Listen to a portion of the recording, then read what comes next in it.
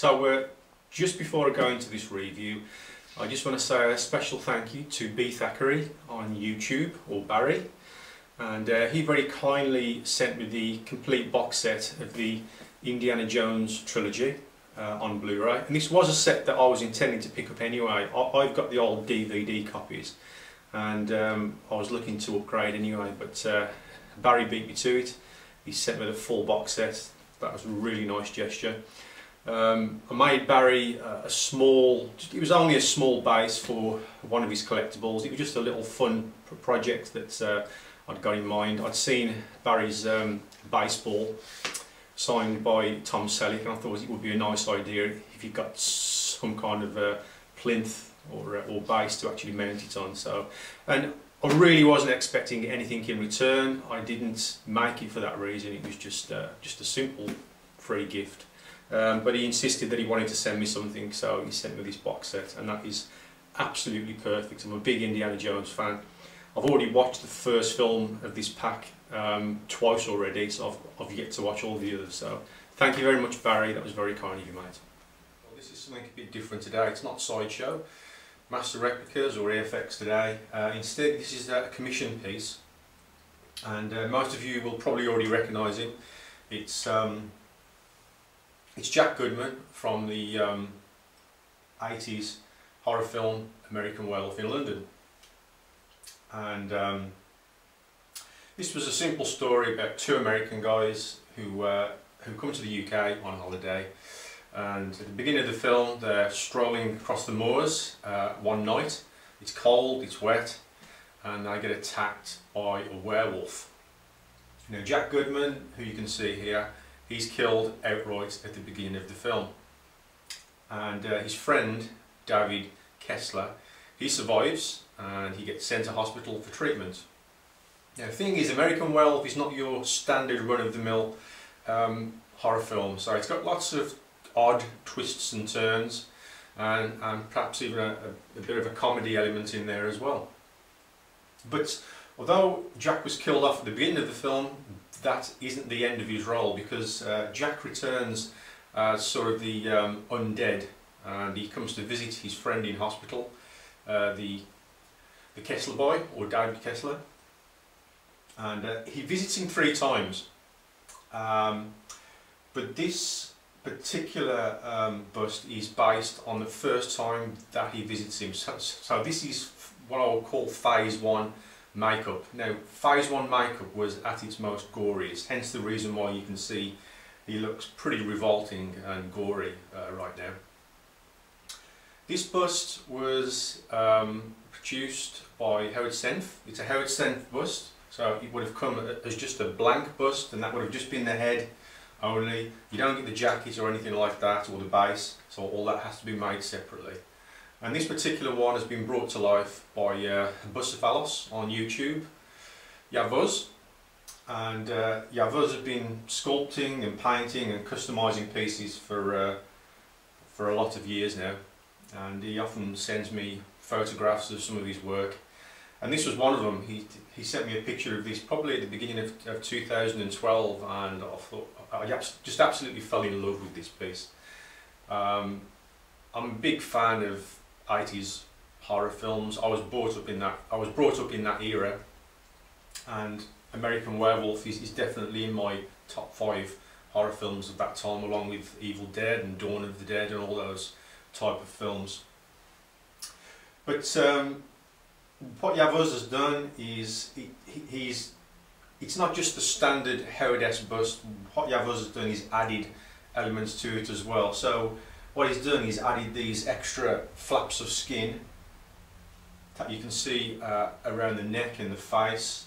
He's added various veins and sinew and hanging flesh in there as well. So it really does look a gruesome piece. In addition to that, the hair is done in 2 colours. There's 2 shades of brown I can see in there at the moment, and obviously the damage and the scarring, it's on the side of the face as well, and Yavuz has used a very thick glossy type of paint mixture. I mean, I'm not an expert at these, so I can't tell you what kind of materials he's used, but needless to say, it does look realistic.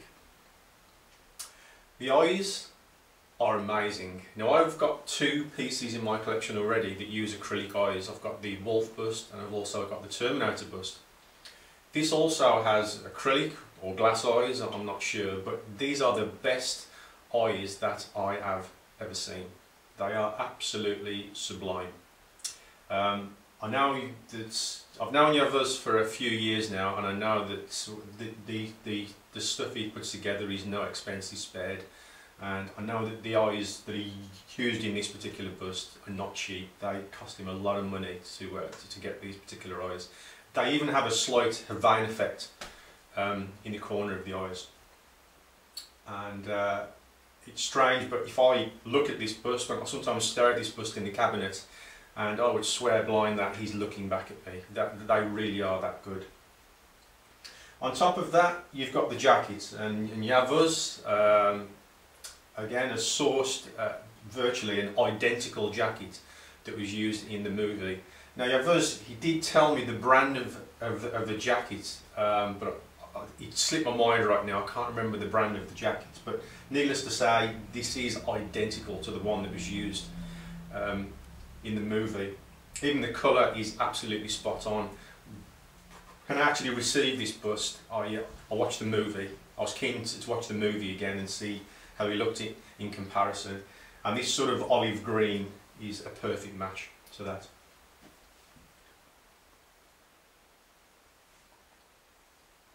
So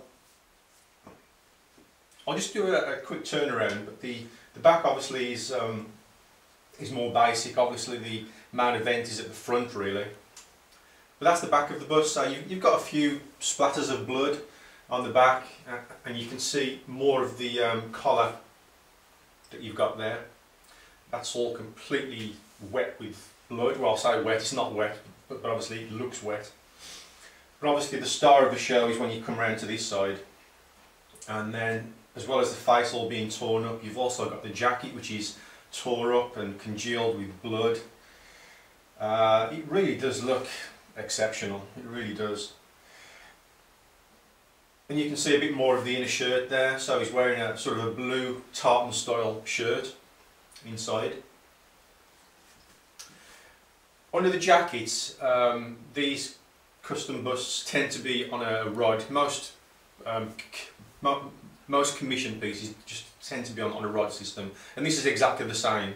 So underneath there you've got a wooden rod, but what you can't see, and I'll show this on some of the close-ups that you'll be seeing in a minute, is that the central rod has got blood running down the central rod onto the base, and then what Javos has done is actually engraved onto a timber base the pentangle that was used in the pub scene in American Werewolf in London.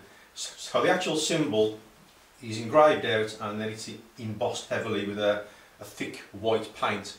What happens is that the blood dripples down around the pentangle and forms a pool of blood around the symbol. So it's quite a cool feature.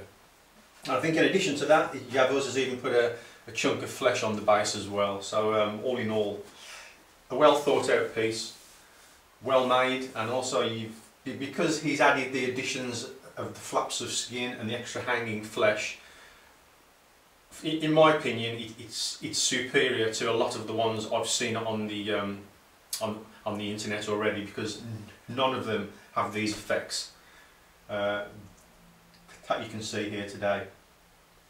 So that's it. That's the Jack Goodman bust from American Werewolf in London. If you're interested in one of these, then it's best if you speak to Javos direct. So what I'll do is I'll put a link to Javos' page here on YouTube, and if you are interested, then by all means contact him. He's a very easygoing guy, he's a very nice guy. I'm sure he'll be able to advise you of lead time on these if you are interested in one of these. So that's it, that's the end of this review. Well done Javos, thank you very much for an excellent bust. Hopefully one day I'll treat myself to a wolf bust as well, but we'll see. So reviews in the near future, well, I've got the Darth Vader Cinemaquette that you can see behind me. And I know I said I was going to do the Darth on the last video, and now I've obviously ended up doing the Jack Goodman bust, but I promise I will be doing a review of this piece. It's just the fact that it's such a big and heavy piece, and in order to do the review I have to move him from there and bring him closer up to the window to maximise light. But I'm going to do that in the near future, and I'll do a thorough in-depth review, and I'll also incorporate a comparison with the Sideshow quarter scale Darth Vader as well. So look out for that. It should be an interesting video, and we can see exactly what's what, Sideshow, Cinemaquette, what's good, what's bad with them. So until then, I'll speak to you soon.